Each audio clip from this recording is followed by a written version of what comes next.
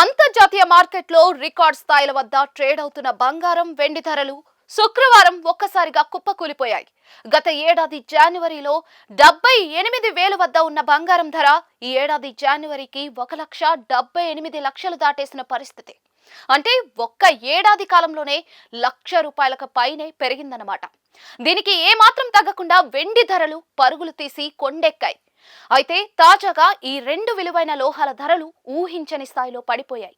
అవును, పసిడి ప్రియులకు, వెండి అభిమానులకు శుక్రవారం పీడకలగా మారిపోయింది.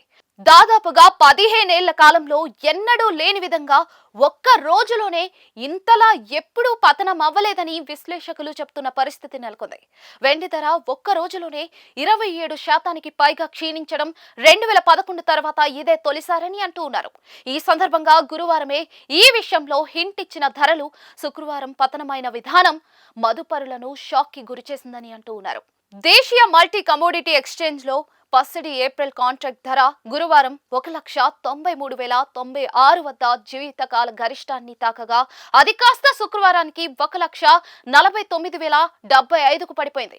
ఇక వెండి విషయానికి వస్తే గురువారం 4,20,048 వద్ద గతంలో ఎన్నడూ లేని స్థాయిలో గరిష్టాన్ని నమోదు చేయగా శుక్రవారం ఈ ధర 2,91,922కి పడిపోయింది. మదుపరులను తీవ్ర నష్టానికి గురిచేసింది.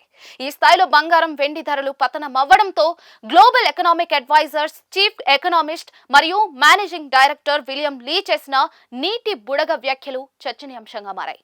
ఇదే సమయంలో అమెరికా ఫెడరల్ రిజర్వ్ కొత్త చైర్మన్ ఎంపిక కూడా ఈ దారుణ పతనాలకు కారణమని అంటూ ఉన్నారు. అమెరికా ఫెడరల్ రిజర్వ్ కొత్త చైర్మన్ గా కఠిన నిర్ణయాలు తీసుకునే కెవిన్ వార్ష్ ను నామినేట్ చేస్తున్నట్లుగా ఆ దేశ అధ్యక్షుడు డొనాల్డ్ ట్రంప్ వెల్లడించారు. ఈ పదవిలో ఆయన నియమితులు కానుండటం మార్కెట్ ను కలవర పెడుతున్నాయని నిపుణులు అంటూ ఉన్నారు. మే నెలలో జెరోమ్ పావెల్ పదవీ కాలం ముగియనుండటంతో ఆ స్థానంలో కెవిన్ రానున్న పరిణామంతో డాలర్ పుంజుకొని బంగారం ధరలపై ఒత్తిడి పెరగడానికి కారణమైందని అంటూ ఉన్నారు. బంగారం, వెండి ధరలు ఈ స్థాయిలో పెరగడంపై ఇటీవల global economic advisors chief economist మరియు మేనేజింగ్ డైరెక్టర్ విలియం లీ స్పందిస్తూ పలు కీలక వ్యాఖ్యలు చేశారు. ఇందులో భాగంగా పసిడి ధరల పెరుగుదలను నీటి బుడగతో పోల్చారు. ఈ బుడగ ఎప్పుడైనా పగిలిపోయే అవకాశం ఉందని చెప్తూ ఈ ధర ఏ సమయంలో అయినా భారీగా తగ్గిపోతుందని, భవిష్యత్తులో బంగారం దొరకదేమో అని ఎగబడి బంగారం కొనుగోలు చేయాల్సిన అవసరం లేదని హెచ్చరించారు. ఇదే సమయంలో బంగారం ధరలు ఈ స్థాయిలో పెరగడాన్ని ఓ ట్రాప్ అని అభివర్ణించిన విలియం లీ, కొన్ని పెద్ద సంస్థలు, ఇన్వెస్టర్లు తమ దగ్గరున్న పసిడిని ఎక్కువ ధరకు విక్రయించుకోవడానికి ఇలా చేస్తూ ఉంటారని అన్నారు. అదేవిధంగా వస్తువులకు డిమాండ్ పెరిగినప్పుడల్లా కూడా వాటి ధర ఖచ్చితంగా పెరుగుతుంది, కానీ పసిడి విషయంలో ఇది వేరని లండన్, న్యూయార్క్ వంటి దేశాల్లోని కొన్ని పెద్ద బ్యాంకులు ఫిక్స్ చేస్తాయంటూ సంచలన వ్యాఖ్యలు చేశారు. ఇదే క్రమంలో 1980లో బంగారం ధరల పెరుగుదలను ఈ సందర్భంగా గుర్తు చేశారు. ఇందులో భాగంగా నాడు కూడా పసిడి ధరలు ఊహకందని రీతిలో పరుగులు పెట్టాయని, దీంతో చాలా మంది బంగారం కొనడానికి ఎగబడ్డారని, కట్ చేస్తే కొన్ని రోజుల తర్వాత ధరలు సుమారుగా 57% పడిపోయాయని అన్నారు.